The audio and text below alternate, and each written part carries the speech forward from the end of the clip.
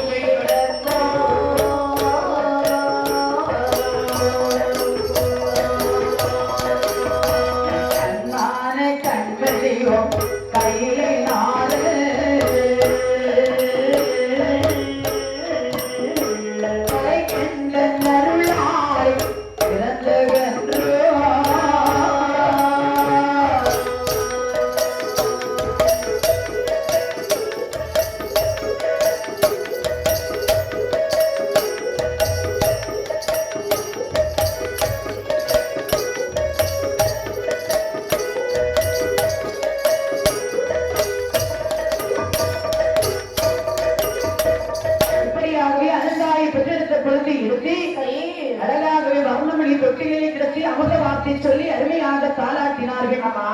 அவந்தலைக்கு சிவகுண்டம் ஆழ்வதற்கு அருமை மகளாக வந்து கிடைத்த மகளோ மலரி என்று சொல்வதற்கு மகராசி தீர்க்க வந்த அருமை வந்தோ தேடாத திரவியமோ செல்வதென்று சீமாட்டி அனந்தாயின்றோ பாராத ஹரிகிருஷ்ண பாப்பானுக்கு மகவாசி தீர்க்க வந்த மணிவிளக்கோ ஹரிக்கண்ணன் அருளாய் பிறந்த மகளோ என்று அபதவார்த்தை சொல்லி தாளாட்டி சீராட்டி அந்த குழந்தைக்கு பெயர் வைக்க வேண்டும் என்று யாருடைய பெயரே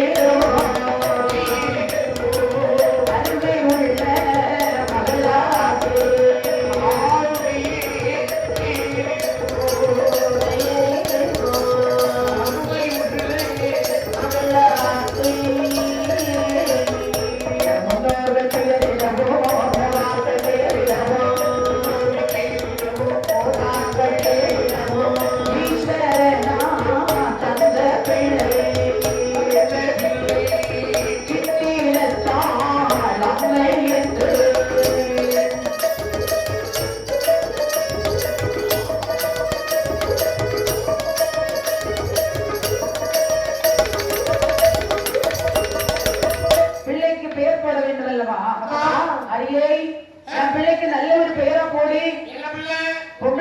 பிள்ளை வார சைஸ் தெரியல எங்க அந்த பாவாடை போட்டிருக்கா பாரு சிறுக்கு பாவாடை இதான் என் பிள்ளை பேர் போடு நெற்றி சுட்டி எவ்வளவு அழகா தொங்குது பத்தியா சொல்லு சொல்லு என் பிள்ளைக்கு ஒரு பேர் போடு அடே ஆமா பேர் நல்லாதான் இருக்கு ஆனா என்னுடைய குலத்துக்கு பேர் இல்லை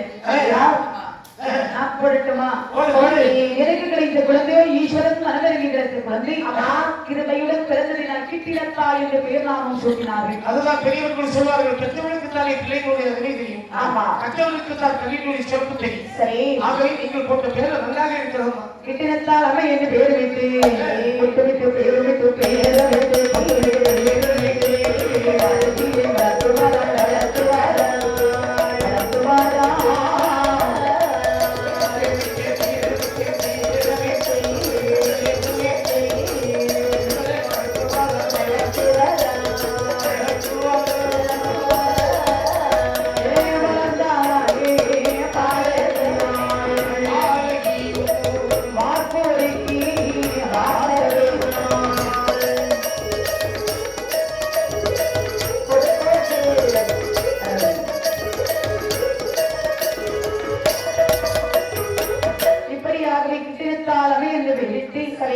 வளர்த்து வரும்போது, அதாவது அந்த காலத்தில எல்லாம் ஒரு குழந்தை பிறந்தால் பிறந்த வீட்டிலே பிள்ளையுடைய பலாபலனை பார்ப்பார்கள். இப்ப எல்லாம் குழந்தை பிறந்தாச்சுன்னா டாக்டர் தான் பலாபலனை பார்த்து சொல்லணும். குழந்தை பிறந்தா டாக்டர் என்ன சொல்லுவாரு தெரியுமா? என்ன சொல்லுவாரு? குழந்தைக்கு 3 நாள் கழிச்சு தான் பதில் சொல்ல முடியும். ஆமா, தாயாருக்கு 1 வாரம் கழிச்சு தான் பதில் சொல்ல முடியும். அது சரி. அதை கிடக்கு நிற்கும் போது புரிச்ச உடனே வாங்கிக்கலாம் வந்துடும். 1 வாரம் கழிச்சு பதில் சொல்லணும்னா எவ்வளவு பணம் போகும்? அது சரி. அப்படின்னு வாங்கிக்கலாம். சரி, அடுத்தாப்புல நிக்க முடியாது. அவரு தாத்தா தாத்தாவோட கீழே பீஸ் அடிச்சிடும். ஆமா, இப்படி நிறைய இருக்குமா? ஆனா அந்த காலத்துல கரெக்டா யோசிச்சு சொல்லுவாங்க. ஆமா, அந்த காலத்துல நிறைய பேர் டிவியில வராங்க. ஒவ்வொன்னா சொல்லி சொல்லி எல்லாரையும் பயன்படுத்திடுவோம். சரி, ஆனால் இந்த விக்கிரத்தாளுடைய பலாபலனை பார்க்க வேண்டும் என்று ஒரு சோதரனை கூட்டி வந்தார்கள். ஐயா சோதரரே, என் பிள்ளையுடைய பலாபலனை பார்த்து சொல்றேன் ஐயா. அப்படியா? உடனே பாதாரை பகல்களை பலகைகளை விதித்து சோதனானவள் அந்த குழந்தையுடைய பலாபலனை எப்படி சொல்கிறார்? இந்த குழந்தையுடைய பலாபலனை பார்க்கும் போது பாலகியால் பிறந்ததினால் வேறு பாலகியால் பிறந்ததினால் வேறு கற்புடைய சர்ப்பதோஷம்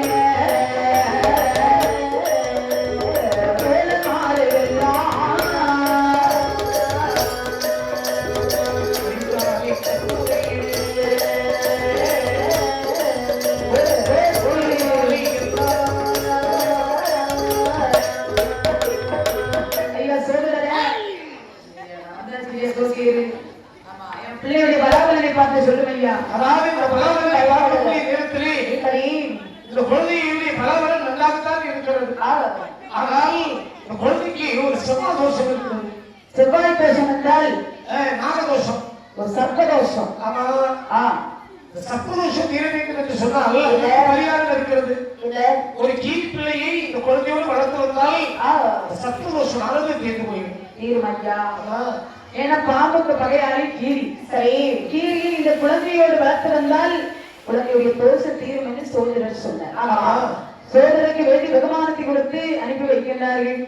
பார்த்தார் இந்த ஹரிகிருஷ்ண பாப்பா மகளுடைய பேசம் தீர வேண்டும், கீரி பிடிக்க வேண்டும் என்று தன்னோடு சேர்ந்து 7 வைத்துக் கொண்டு அருணகிரி மனிதனிலே வந்து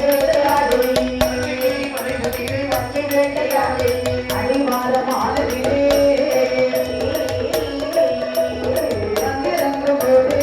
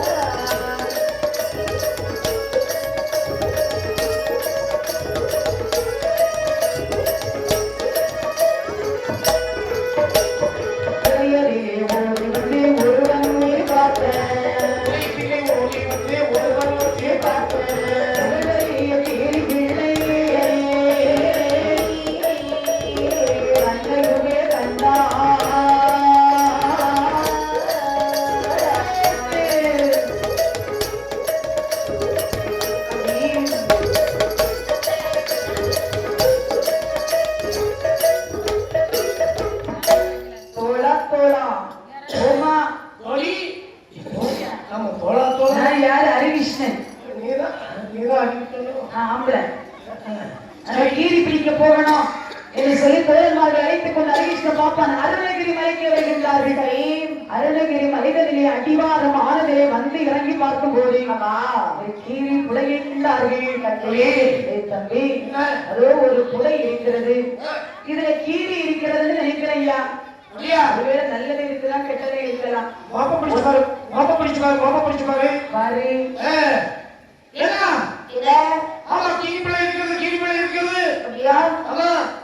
அப்படி ஆனால் கீரி எப்படி பிடிக்கணும்?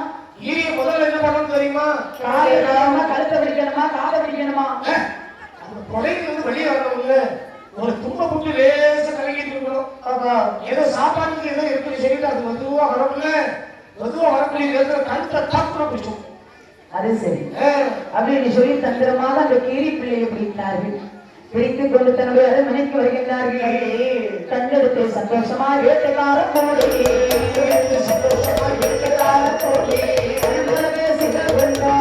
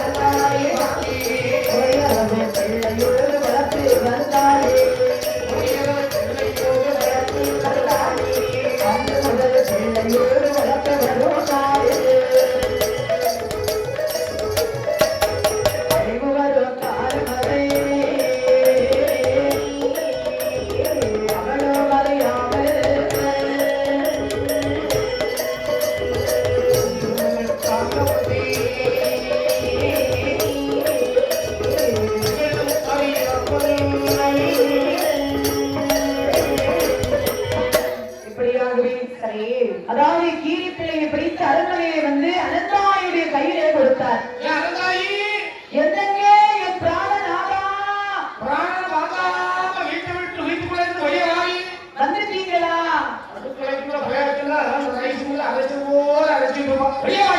அத்தான் ஆமா வந்துட்டீங்க. என்ன கீரி பிள்ளை கொண்டு வந்திருக்கிறேன். என்ன கீரி பிள்ளை கொண்டு வந்தீங்களா? குட்டி கீரி. ஆமா என்னங்க பொறிமுறையா ஆகாரம் போட்டாச்சுன்னா கீரி பிள்ளை வளர இருக்கும். ஆமா சுவாமி, இன்று முதல் நமக்கு 2 பிள்ளை. ஆமா ஒன்று கிட்டினத்தாய், இன்னொன்று இந்த கீரி பிள்ளை. ஆமா கீரி பிள்ளை.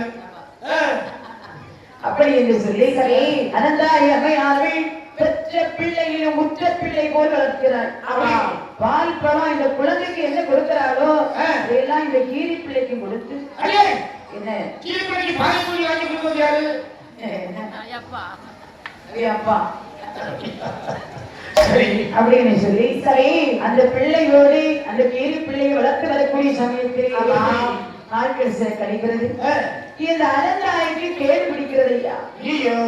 அழிவு வரும் காலம் அதை இவ்வளவு மறை ஆதபடியாலே சரே ஒரு வெள்ளிக்கிழமை மனசுல நினைக்கிறான், இன்னைக்கு வெள்ளிக்கிழமையா இருக்கு, வீட்டுல நம்ம புருஷனுக்கு அதாவது சைவம் தான் சாப்பிடுவாங்க. நம்ம கீரை தோட்டத்துல நிறைய கீரைகள் இருக்கிறது, ரொம்ப விரும்பி சாப்பிடுவாங்க. இன்னைக்கு கீரை அறுத்து வந்து நம்ம வீட்டுல குழம்பு வைக்கணும். குழம்பு வைக்கணும், கீரையில குழம்பு வைக்கக்கூடாது, கூட்டு தான் வைக்கணும். தோரம் தான் வைக்கணும். அது எப்படி வைக்கணும்? எப்படி வைக்கலாம் ஐயா? அப்படி வச்சுறது தொகரை வச்சா அதுக்கு ஒரு குழம்பு வைக்கணும், ஏற்றவாறு குழம்பு வைக்கணும். அதான் ஒரே குழம்புல வச்சுட்டேன். தண்ணியில போட்டு தண்ணியை சேர்த்தா குழம்பு கட்டிய வச்சா போட்டு அந்த மாதிரி கீரை கொய்ய போக வேண்டும் என்று சொல்லி சரி நந்தாய் அம்மையார்கள் கிட்டினத்தாய் அழகாக குளிப்பாட்டி தொட்டிலே தொங்க வைத்தார். கிட்டினத்தாருக்கு காவலாக அந்த கீரி பிள்ளை அழகாக குளிப்பாட்டி கரையின் பக்கத்திலே கிடத்தினார். கீரை அறுப்பதற்கு அதாவது கத்தி, வைப்பதற்கு பெட்டி எல்லாம் எடுத்துக்கொண்டு நடைபெற்று வருகின்றார். கீரை தான் அறுக்க போக வேண்டும் என்று சொல்லி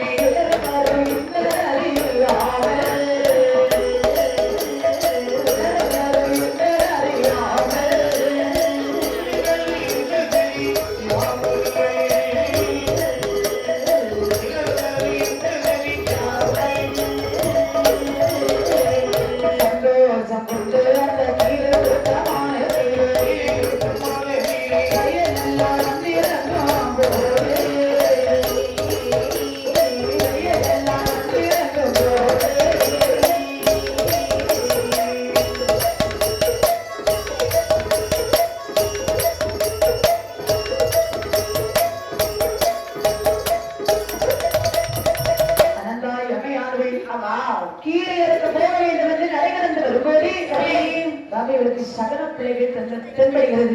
எப்படி? வலது காலை தூக்கி வைக்கிறார், வாசனை எதிர்க்கப்படுகிறது. இடது காலை தூக்கி வைக்கிறார், இடகாலம் தட்டுப்படுகிறது. மற்றவர குப்பையை பள்ளி 8 அடி அடிக்கிறது. பள்ளி 8 அடித்தால் தினமுடன் மரணம் ஏற்படுவது பள்ளி சாசனம் சொல்கிறது. சகுனங்கள் பார்த்தாளா இந்த அனந்தாயி? ஏன்னா காரணம் என்ன? கெட்ட காலம் வந்தாரமா இருக்கு. காரணம் என்ன தெரியுமா? நம்ம தோட்டத்துக்கு நாம கீரை அறுக்க போகிறோம், கொள்ளை அடிக்கவா போகிறோம், அதுல நம்ம தோட்டத்துக்கு போகிறோம், அதுக்கு எதுக்கு சகுனம் பார்க்கணும் அப்படின்னு சொல்லி இந்த அனந்தாய் எமையார்கள் சரி விறுவிருந்து வழிநடந்து கீரை தோட்டம் மாநகரே வந்தாள். வந்து அப்படியே கீரை கொய்து கொண்டிருக்கின்றாள். இவ இப்படி இங்க இருக்கு அரண்மனையிலே இந்த கிட்டினத்தாளுக்கு ஒரு சர்ப்பதோஷம் இருந்து பாருங்க. சர்ப்பதோஷத்தின் காரணத்தாலே ஒரு கரி நாகமானது இந்த குழந்தையை தீண்ட வேண்டும் என்று அவள் தூங்கிக் கொண்டிருக்கக்கூடிய தொட்டின் கயிறு வழியாக ஒரு பாம்பானது வந்து கொண்டிருக்கின்றது.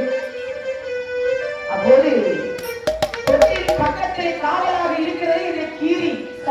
கீரியானது அந்த பாம்பை கண்டது. பாலகையை தீண்ட வேண்டும் என்று எந்த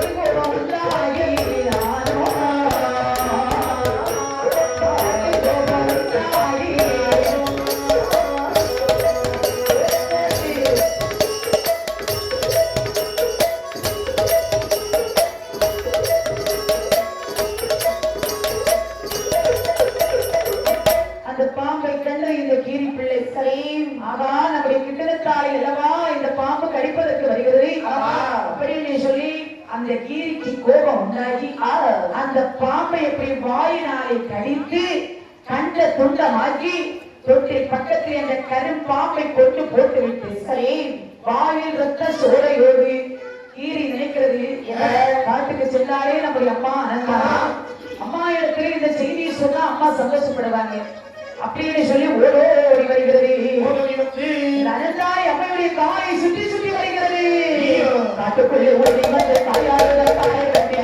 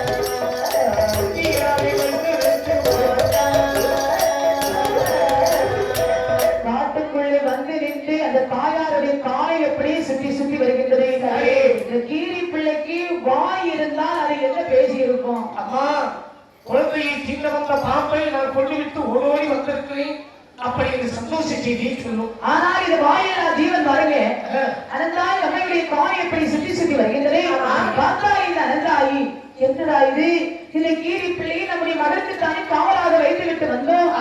கீரியுடைய வாயில் ரத்தமாக இருக்கிறது. ஒருவேளை என்னுடைய கிட்டத்தாய் தான் கடித்து கொஞ்சம் போட்டு விட்டு வந்திருக்குமோ? அப்படி என்ன நன்று நன்று பாராமல் சண்டாள பாதகத்தி கீரியை பிடித்தாய் காலுக்குள்ளே சமட்டினாள். கீரை கொய்திருக்கக்கூடிய கத்தியாலை கீரியுடைய கழுத்தை அப்படியே அறுத்தாள். காட்டுக்குள்ளே கீரி பிள்ளையை கொண்டு போட்டு விட்டு அந்த சிந்தையோடு என்னுடைய மகளுக்கு என்ன ஆசுவ தெரியவில்லை என்று அரண்மனையிலே ஓடி வந்து பார்க்கின்றாள். இந்த அனந்தாய் எப்படி குளிப்பாட்டி தொட்டிலே தூங்க வைத்தாளோ அதே போல இந்த கிட்டிலத்தாய் தொட்டிலே மெய்மறந்து தூங்கி தொட்டின் பக்கத்தில் ஒரு கருப்பாம்பாக இறந்திருப்பதை கண்டாள். கண்டபோது சொன்னாய்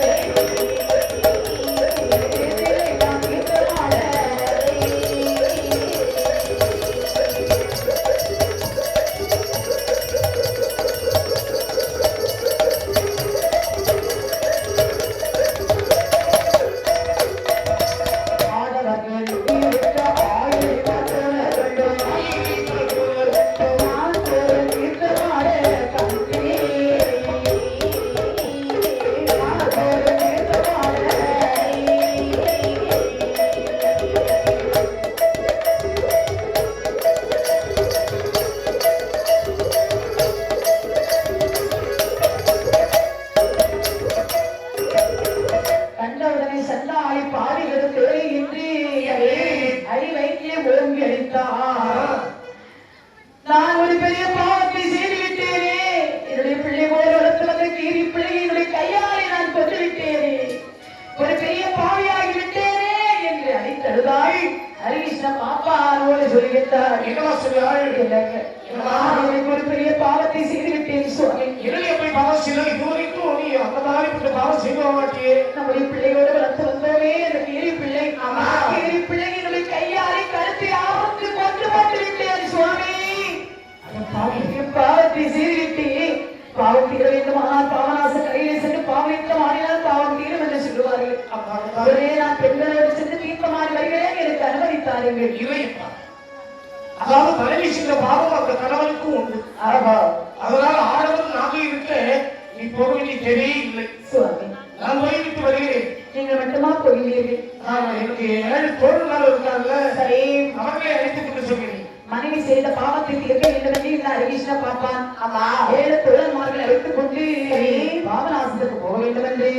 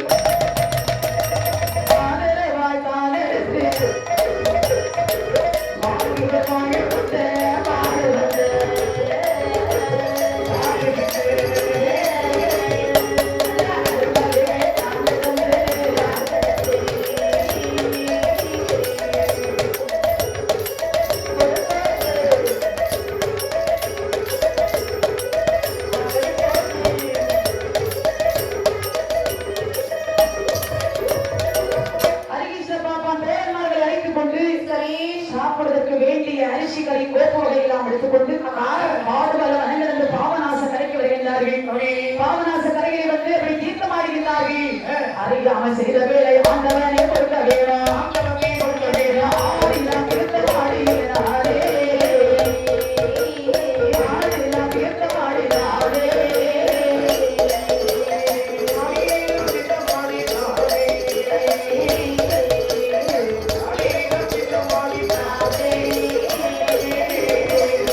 அறியாமல் செய்த வேலை சுகமாறு கொடுக்க வேணும். தீர்த்தம் ஆடினாரே, தீர்த்தம் ஆடினாரே.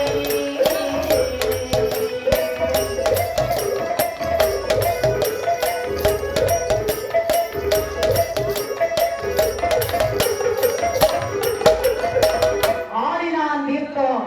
என்னுடைய மனைவி செய்த பாவத்தை நான் தீர்ப்பதற்கு வந்திருக்கின்றேன். அதாவது இந்த பாவத்தை தீர்க்க வேண்டும் இறைவா என்று அந்த ஆண்டவனை தரிசனம் செய்துவிட்டு தோழர்களே இதெல்லாம் முங்குனியா முங்குனியா முகுதியாமா? ஆமா ஆமா, நாங்க முங்கி முங்கி குளிக்கிறோம். என்ன நினைச்சு கும்பிட்டீங்க? ஆண்டவா, எனக்கு கல்யாணம் ஆகணும், ஆகணும் ஆகணும், நம்ம கூட உள்ள பையனுக்கு கல்யாணம் ஆகணும். அவருக்கா? ஆமா. ஐயோ, அவருக்கு நேற்று போட்டு அவரு பிடிப்பாரு நினைச்சு நீ ஒண்ணு நினைச்சு கொடியா? ஆமா, கலையில நிக்கலாம். அப்பா, எனக்கு எனக்கு எனக்கு காசு இல்லைனாலும் தீர்த்தமான காசு. ஆமா, கேட்கல. ஆமா, முக்கடா கொண்டு கீழே முட்டி ஆமா, அப்படின்னு சொல்லி எல்லோரும் அப்படி தீர்த்தம் ஆடினார்கள். சரி, தீர்த்தம் ஆடிவிட்டு கரை இறங்கினார்கள். தன்னுடைய அரண்மனைக்கு போக வேண்டும் என்று சொல்லி மாட்டுப்பாதையாக வழிநடந்து வருகின்றார்கள். வரும்போது சேர ஐயர் மரத்திலே வரும்போது நேரம் இருட்டி விட்டது. அம்மாவாசை போய் இருந்தது. அவருக்கு வழி தெரியவில்லை. அம்பி, என்ன இன்னைக்கு போக முடியாதா? அவங்க ரொம்ப நேரம் எடுத்து கொடுத்து சரி அவருக்கு மடத்துல படுத்து தூங்கிட்டு காலை பொழுதுல எடுத்து போலாம். படுத்து தூங்குவோம் அப்படின்னு சொல்லி பால் படத்தில் வந்தவர்கள் 7 பேருக்கு இடை நடுவே ஹரிகிருஷ்ண பாப்பா தூங்குகிறார். பால் படத்தில் வந்தவர்கள்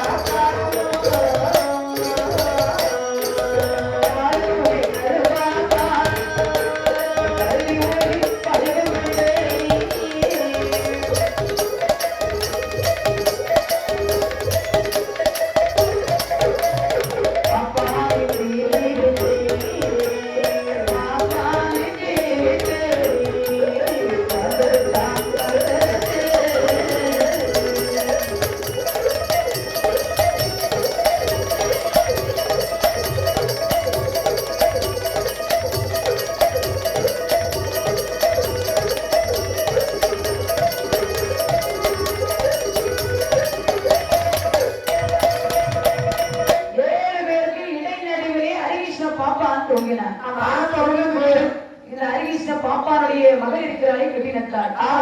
மகளுடைய சர்ப்பதோஷம் தன்னுடைய தந்தைக்கு சூழ்கிறது. சாம நேரம் காலன் கரும்பாம்பாகவே வடிவம் கொண்டு 7 பேருக்கு இடைநடுவிலே தொங்கிக் கொண்டிருந்த பாப்பானை கருநாகமானபடியே தீண்டியது. தீண்டி அந்த கருநாகமானது செல்கிறது. சரி, அதிகாலை பொழுது விடுகிறது. மற்றமுள்ள தோழமார்கள் எல்லோரும் எழுந்திருந்தார்கள். ஹரிகிருஷ்ண பாப்பான் எழுப்பவில்லை. அண்ணா என்னடா ஹரிகிருஷ்ண பாப்பான் எழுப்பவில்லை? நடந்து வந்தவங்க அந்த ஸ்தலத்துல தூங்குறாங்க. கொஞ்ச நேரம் பொறுத்திருந்து பார்ப்போம். அண்ணே, அவருடைய வாயெல்லாம் மதமலையா இருக்கிறது. இருக்குதா? அப்படின்னா அவருடைய மேலையெல்லாம் பாருங்க நீல நிறமாக இருக்கிறது. ஐயோ, அவருடைய காலை பாருங்க நாமத்திலே தடம் இருக்கிறது. பாம்பு கடித்து இறந்து விட்டார் என்று தொழிலாளர்கள் எழுதார்கள். மாட வந்தோம்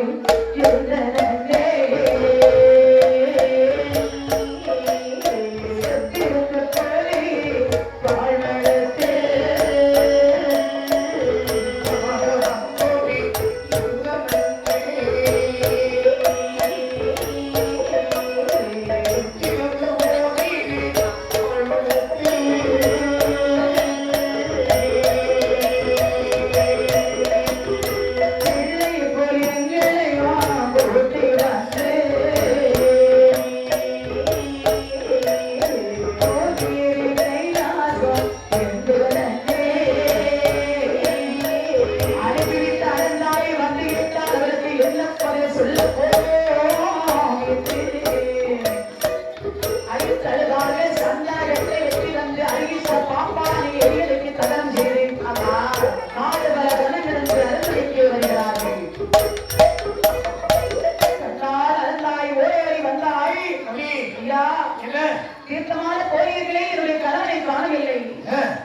என்னன்னு சொல்லுதம்மா பாவவாச கலையை சென்று தீர்த்தமாடிவிட்டு நாங்கள் வரக்கூடிய நேரத்திலே இருள் சூழ்ந்துவிட்டது. சரி. வாரத்துக்கு வழி தெரியவில்லை என்று சேவையின் வளத்தினை தொங்கிக் கொண்டிருந்தோம். ஆமா. நேரத்தில் இங்கிருந்தோம் ஒரு கண்ணாக வந்து உங்களுடைய கணவனை பாப்பானது தீங்கி விட்டதம்மா. அவர் இறந்து போயிட்டார். தனது கணவன் கருணாகம் வலித்து இறந்து விட்டார் என்ற செய்தியை கேட்டாய் இந்த அழகாயி பேரற்ற மரபோல் வீழ்ந்தாள். அழுந்தாள், அழுதாள், உருண்டாள், பொருளாள். அழுதிருக்கும் போது பார்த்தார்கள் சொன்னாத மாதிரி அழகாயி அவ்வாறு வச்சு இருக்கிறியே என்னடி ஆச்சு? வேற ஒன்றுமில்லை. இந்த மாநிலத்திற்கு நாம் தீங்கி என்னுடைய கணவன் ஆளுடைய அப்பா இறந்து போறாரு. என்னுடைய அண்ணன் இறந்து விட்டாரா? ஆமா. அப்படியான கணவன் இறந்த பிறகு உனக்கு என்னடி வேலை? வெளியே போ என்று சொன்னார்கள். சரி இருந்தாய். உன் அண்ணனுக்கு பிறந்த பிள்ளை கிட்டினத்தால் இருக்கேன். அவருடைய சொத்தெல்லாம் அந்த குழந்தைக்கு தானே செல்லும். அப்படியானால் மூணு பெரியவர் இருக்கிறாரே கொட்டையன். அவரிடத்தில் இந்த வழக்கை கேட்க வேண்டும் என்று அனந்தாயை கூட்டிக் கொண்டு மணிக்கார இடத்தில் வருகின்றார்கள். அப்போது அனந்தாயி சொன்னார், ஐயா என்னுடைய கணவன் இறந்து விட்டார். சொக்காரம் அவர்கள் உனக்கு வீடு வாசல் எல்லாம் செல்லாம வீட்டை விட்டு வெளியே போய் என்று சொல்லிட்டார்கள். ஐயா நீ ஒன்றும் கவலைப்படாதம்மா. சொத்து சூழ்நிலை உனக்குதான் சேரும். அந்த பிள்ளைக்கு அன்றைக்கு அந்த மணிக்கார முத்தையனார் சரியான தீர்ப்பை சொல்லி அரண்மனைக்கு அனுப்பி வைக்கின்றனர். இரவோடு இரவாக 1000 பொன் எடுத்து அடிமடியை வைத்துக் கொண்டு சொக்காரமார்கள் இரவோடு இரவாக வருகின்றார்கள். ஐயா இந்த காரியத்தை நீங்க மாற்றி சொல்லணும்னு சொன்னார்கள்.